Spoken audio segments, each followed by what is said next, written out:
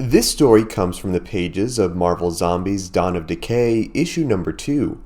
Part 1 of this story should be appearing here in the tab on screen. I also have it linked in the description below. Please support the official release.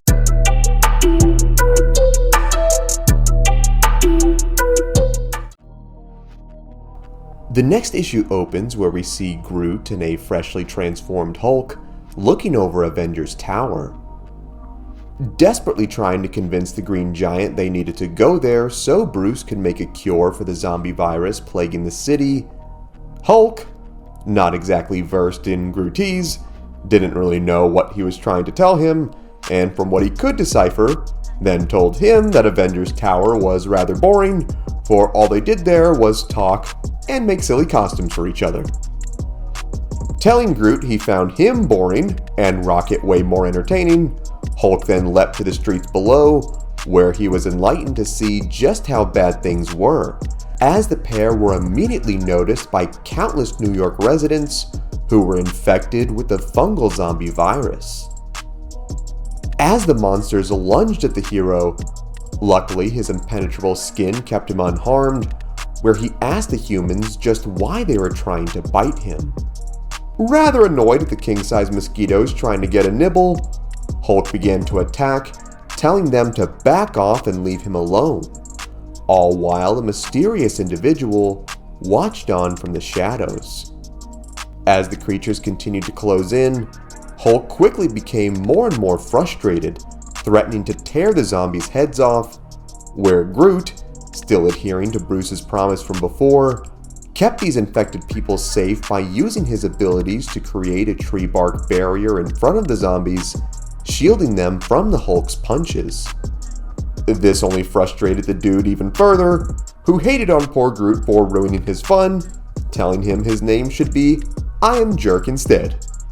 Still dealing with his cold that kind of started this whole infection, along with more swarms of approaching zombies, Groot quickly realized they were near Central Park, where he successfully managed to communicate with Hulk that there were less people in there, which he for once agreed was a good idea, and opted to venture.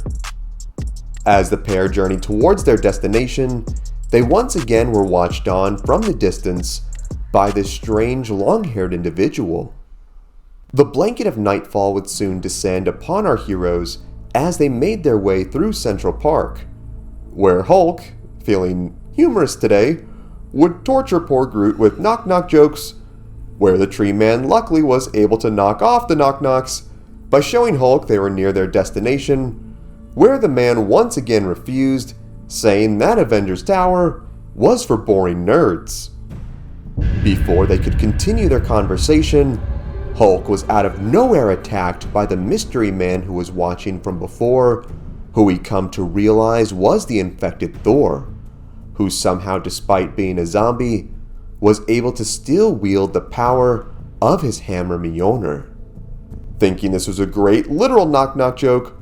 Hulk would not be laughing for too long as the Thunder God then hurled his hammer at the beast, sending him flying directly into Avengers Tower, which Groot adorably cheered on as the best happy accident all day, as this was exactly where he needed Hulk to be.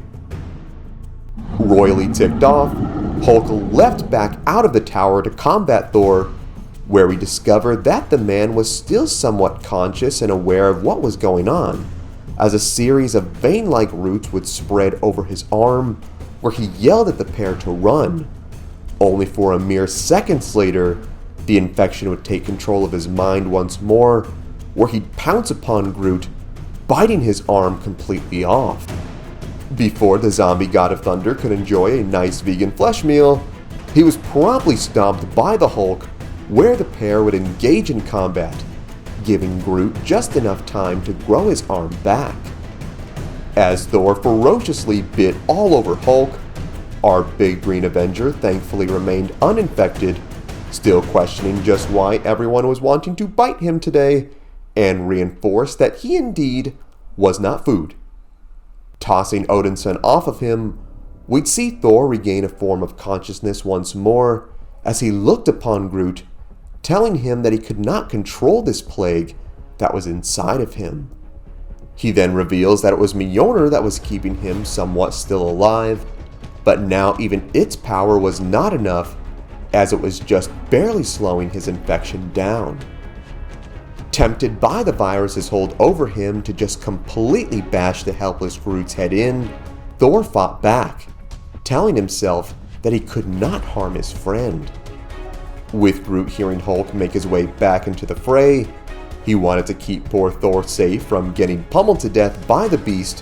where he then made an executive order to toss Thor Super Mario 64 Bowser style into the air away from the park. Thinking he did a job well done at keeping his friend alive,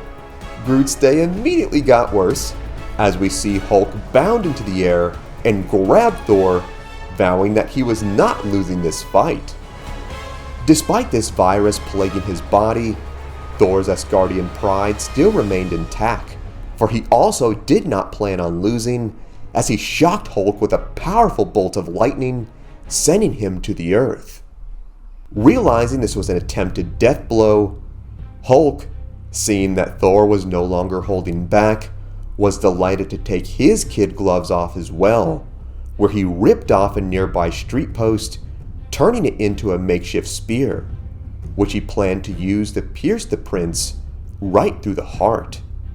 Thor would immediately again toss his hammer at Hulk, and it would land right near the horrified Groot's feet, where he'd witness Hulk leap into the skies once more, with his weapon aimed at the Avenger, ready to end things once and for all. Not about to let these two kill each other, the quick-thinking living tree would then use his powers to grab a nearby tank and wrap it around the hammer, where Thor would call it back, only to be rather shocked at all this extra weight coming back with it, where it would come smacking directly into him, but also acted as an instant shield, keeping him safe from the Hulk's assault.